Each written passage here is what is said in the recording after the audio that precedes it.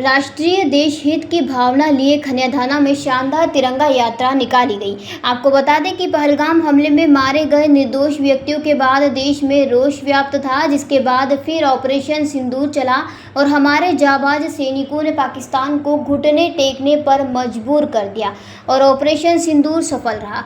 उसी क्रम में खनियाधाना शहर में तिरंगा यात्रा निकाली गई, जिसमें सैकड़ों की संख्या में नगर के लोगों ने हाथ में तिरंगा लिए भारत माता की जय के जयकारों के साथ यह तिरंगा यात्रा खलक सिंह चौराहे से बस स्टैंड रोड होती हुई वीर शहीद चंद्रशेखर आजाद चौराहे पर आकर इस यात्रा का समापन हुआ। इस दौरान यात्रा में शामिल सभी गणमान्य नागरिकों ने इस तिरंगा यात्रा के बारे में पूछा तो उन्होंने बताया कि यह तिरंगा यात्रा देश हित के लिए समर्पित है। उन्होंने कहा कि हमारे देश के प्रधानमंत्री देश के सभी सैनिकों का मान बढ़ा रहे हैं। वहीं दूसरी तरफ और भारत देश में ही छुपे गद्दारों के बारे में पूछा तो उन्होंने कहा कि पीएम मोदी इन सारे गद्दारों से निपटने का कार्य कर रहे हैं और जो भी देश के साथ गद्दारी करेगा वह किसी भी कीमत पर बख्शा नहीं जाना चाहिए।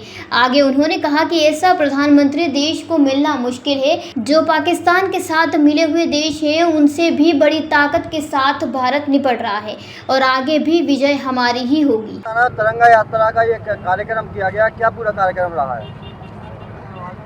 आज अपने देश के जो मिशन सिंदूर था उसके क्रम में हमारे देश के प्रधानमंत्री आदरणीय नरेंद्र मोदी जी ने ये आह्वान किया कि इस देश का गौरव और उन जो वीर सपूत हैं जिन्होंने राष्ट्र के मान सम्मान के लिए लड़ाई लड़ी, कुछ हमारे शहीद हुए हैं, उनके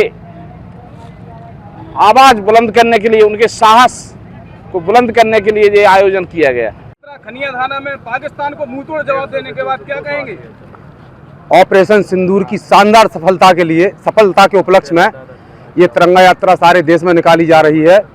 जिस तरह से हमारे देश के मुखिया माननीय नरेंद्र मोदी जी ने तीनों सेनाओं को खुली छूट दी थी, उसकी शानदार सफलता के उपलक्ष्य में ये तिरंगा यात्रा सारे देश में निकाली जा रही है। पाकिस्तान के साथ कुछ गद्दार देशों का साथ रहा है और उनसे ये मोदी कूटनीतिक तरीके से निपट रहे हैं, क्या कहेंगे इस विषय पर? जल्दी ही इसके अच्छे परिणाम सामने आएंगे। कार्रवाई भारत ने घुटनों पर ला दिया पाकिस्तान को, क्या कहेंगे? ऑपरेशन सिंदूर के तहत हमारी भारतीय सेना ने जो वास्तव में पराक्रम दिखाया है, पाकिस्तान के सैनिकों को मुंहतोड़ जवाब दिया, उनके आतंकवादियों को घर में घुस के मारा है। ऐसा हमने सोचा भी नहीं था। जैसी हमारी सेना ने मुंहतोड़ के जवाब उनको दिया है, वास्तव में हमें अपनी सेना पे बहुत ज़्यादा गर्व है और इसी के चलते पूरे भारत में तिरंगा यात्रा निकाली जा रही है। उसी के उपलक्ष्य में खनियाधाना में आज तिरंगा यात्रा निकाली गई है और हम ही सब नगरवासियों में बहुत ही ज़्यादा उत्साह और रोष के साथ हमने ये यात्रा निकाली है। पीएम मोदी ने जबरदस्त तरीके से भारत माता की जय देश के गद्दारों के भारत देश के जो खिलाफ रहे उनके साथ जबरदस्त कूटनीतिक तरीके से निपटा जा रहा है, क्या कहेंगे?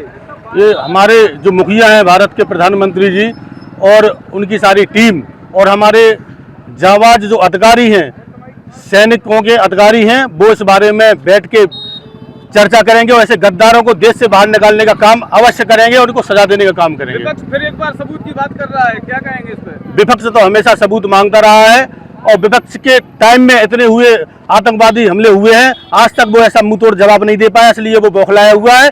उसकी बातों में कोई आने वाला नहीं है। ऑपरेशन सिंदूर खत्म नहीं हुआ, अभी लगातार जारी है। हमारे सैनिक हमेशा के लिए सेना पे तैनात है। तोपों का मुंह भी पाकिस्तान की तरफ है। जिस दिन अगर आंख उठाएगा पाकिस्तान को मुंहतोड़ जवाब दिया जाएगा। निकाली गई है ऑपरेशन सिंदूर के बाद जबरदस्त रैलियां निकाली जा रही हैं देश के हित के लिए, क्या कहेंगे? ये ऑपरेशन सिंदूर की विजय के उपलक्ष्य में ये तिरंगा यात्रा संपूर्ण भारत में हमारे यशस्वी प्रधानमंत्री जी के आह्वान पर भारतीय सेना के अदम साहस और पराक्रम और उनके मान सम्मान को बढ़ाने के लिए तिरंगा यात्रा निकाली जा रही। इसी क्रम में आज हमारे खनियाधाना मंडल में भी यह यात्रा निकाली गई है। विपक्ष भी कुछ सबूत मांग रहा है, कांग्रेस जैसे कई दिग्गज नेता सबूत मांग रहे हैं, इस घटिया राजनीति पर क्या कहेंगे? विपक्ष का काम हमेशा सबूत मांग नहीं रहा है, उनके पास मुद्दे तो कुछ है नहीं, हमेशा वो देश विरोधी रही है।